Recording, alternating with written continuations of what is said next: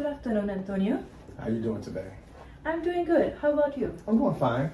Great. So, welcome to the agency. I will be doing your interview today. My name is Hasna, and I will be your supervisor if you get selected to internship with us. So, before we begin, tell me a little bit about yourself. Well, my name is Antonio Oliver. I am 36 years old from Milwaukee, Wisconsin. I am a U.S. veteran. I also, right now, I work as an educator. I am a social emotional learning coach for Brown Deer Elementary School. So I've been in the human service field for about 2 years now. That's wonderful. Tell me about your education. So currently I am in school for my associate's degree in human services. So that's about my education. I've been in classes for 2.5 years, just my last semester. So that's a little bit about my education. Okay, among all the courses that you have taken in your associate degree, what course were especially valued to you? I believe the one that's more valuable to me is interviewing. I had the pleasure of taking interviewing and group interviewing last semester, and it was really helpful for me because it helped me guide how I interview clients. So that I think that would be very beneficial to me in my career. I agree with that. So, moving forward, what type of volunteer experience you have had? So I am a part of Nu Phi Zeta Fraternity Incorporated. My fraternity but we have 60 hours of community service that we have to do every year. So I do a lot of work with the LGBTQ community when it comes to HIV testing or STI testing. I also volunteered for First Harvest when it comes to food banks. I've volunteered in women's shelters and children's shelters as well. That's wonderful. Tell me about a time either when you are volunteering or at school or on a job where you went above and beyond. Well, going above and beyond is what I feel like I always have to do. So I work in education, I work with students. A lot of my kids come from situations where they don't have the funds and the resources to come to school and to have everything everybody else do. So a lot of times I'll come out of my own pocket to make sure that the kids are taken care of. I'll make sure that if the kid needs rides to school, I give them rides to school. Again, I feel like that's my job, but it's not listed on my work history. It's not listed on things I need to do for work, but I feel like it's my responsibility. That's very generous of you. Thank you so much for the answer. Why did you choose the human service profession? I chose the human service profession because I get a joy out of helping people. I'm big on empathy. I'm big on helping people. My mom was a big community engagement person when I was growing up.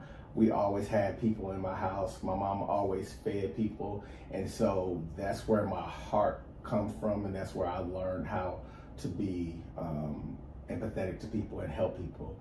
So human services is just the first stop in my major goal of being a medical counselor. Okay. What qualification do you have that would make you successful at this job? Well, teamwork. As I stated in the beginning of my interview, I am a veteran. I spent 6 years in the military. Being a veteran, being in the military actually helps guide you with problem solving skills. It helps you be part of a team, and it helps you to be focused on the mission. And I feel like that kind of training helps me be a team player and be able to make everything work. Okay. Accuracy in paperwork and knowledge of clients' rights is the key of our industry. What would you do to ensure qualify and ensure you are acting appropriately? So I would follow the ethics. I would learn the ethics of the state and the agency, because I understand that ethics are how you do your job and what you are judged on in your job. So I want to make sure that everything I do is according to the ethics, and that everything I do in work is to help the client. It's not about me when in the service, it's about the client. Okay. Why are you interested in working for this agency? So I am big on children. I am big on supporting children. I am big on serving the community. In anything that I can do both at the same time, I feel like it's a great place for me to be. And I feel like me, with my experiences in life and the knowledge that I've picked up, that I'll be good for this job. Okay. What can you bring to this agency? I can bring energy. I'm very motivated and to help. I'm very motivated to be the best, if you will. And so when you have me on the staff, you have somebody that's going to work hard. You're going to have somebody that's going to be in your corner. You're going to have somebody that loves to be part of a team. So I think the team building, the teammate, having somebody back, being a motivator, I think that's the best thing I can bring. Okay. What challenges are you looking for in human service work position? Growth. I understand that it's going to take time for me to be at my best when it comes to being in human service. We all starting off, you don't know as much. Even though you go to education, there's small things you learn while you're on the job. So I feel as though the challenge of growing and being the best human service worker I can be, I think that's the challenge I'm looking forward to. Okay. We talk a little bit about what motivates you, but I would like to know more on what motivates you to produce high quality work. Do you have a good attendance record to get along with coworkers and management? So to the question, the first one, to put quality work, I feel like that should be always put in the forefront. Quality work is something that you have to do because you have to be accurate when you're doing the work. At any point, a client can request records, and you want to make sure that everything you're doing is up to the standard. That's why it always has to be high quality work. So that's the first thing, the high quality work. As far as attendance, I don't miss days at work unless I have to, or unless something really, really bad happens. I feel like when you like your job, you show up to work. So I have a good attendance record, and my ability to get along with others, with management. I know my role. I know what I have to do in the role, so I'm able to get along with people. I feel like usually problems happen when people don't understand their roles. And so I know what my assignment is, and I know what I need to do. Okay. Tell me about a time you had a conflict either when volunteering or at school or on a job with a co-worker, a supervisor, or with a customer, client, and how you resolve it. So it's easy to have misunderstandings with people, especially when you don't work with them a lot or you're new at working with them. So being in education, my method sometimes is different from other people's methods. So going into my job when I first got there, it was bumping heads with the teachers because their level of discipline was different from my level of discipline. Their teaching style was different from my teaching style. So it got to the point where they were reporting me a lot because they felt like I wasn't doing enough to discipline the children.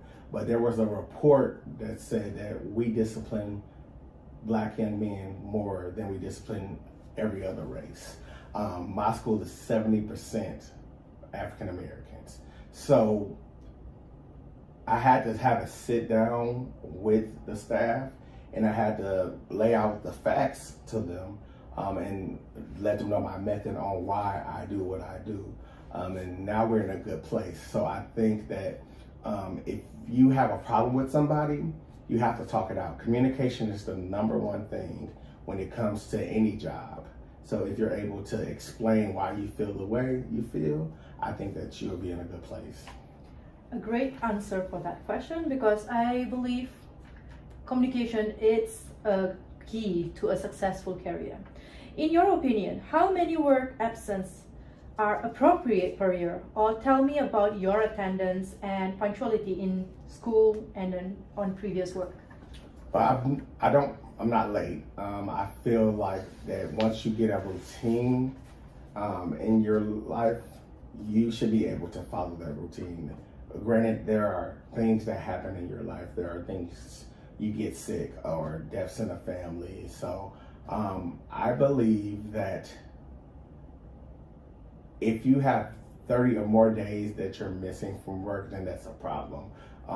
Just if nothing is wrong with you. But if you're sick or if you have any other ailments, you have to take the days off. But I think 30 days or more is too much. I've never missed that much of work in my years of working, and I'm 36.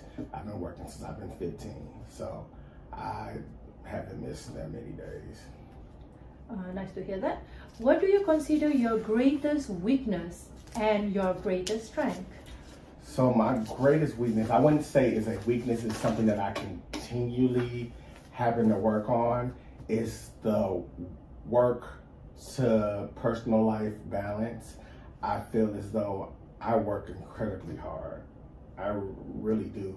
And I also have to understand that you have to leave work at work. You cannot take it home with you at work. So I think that's my greatest weakness, is finding a balance of work to personal ratio. And I think my greatest strength is my ability to get along with others. I feel like that's one thing that I'm good at. And also listening. I feel like being able to listen to people and being an active listener, you can get to the crust of the problem and you can offer solutions that way. Okay. What would your last supervisor, if you work, would say about you? My last supervisor would say that I am a hard worker. I'm easy to get along with, and anything that people ask of me, I do. They always tell me good things about how they love my work ethic and about how I work as a team member. So that's been some of my good conversations with my supervisors. Okay. Why should I hire you? I feel like you should hire me because of my heart. I care and I want the best. I know you might hear that from a lot of people, like you want the best for everybody, but I genuinely do. And it's not about me, it's about the client. And I feel like when you hire, if you hire me, you'll get somebody that would work hard, that cares, and that's willing to be a team member and that understands his position. Okay. Where do you see yourself in 5 years? In 5 years, I see myself completing my master's. I also see myself working in an agency as a medical counselor. Also on the side, having a private practice, and going towards my doctorate for my practice, and continue to work and help people. Okay, that's amazing. Do you have any question for me? What are 3 things you would like in this position? Okay, very important question. The 3 things I would like from my intern or my worker, like my employee, I would like them to be very professional. They follow the ethics, code of ethics, and punctuality. Because in this industry, we are serving people. We need to be professional. We need to serve people with empathy, as you said, you have a very good heart. From what you have told me, you've been serving people, so you know the importance of ethics in our field. Is there any other question for me? Oh, thank you. Thank you for listening to me today, and I look forward to talking to you. Inshallah, we will get back to you as soon as I discuss this with our higher supervisor. Thank you so much for coming for today's interview.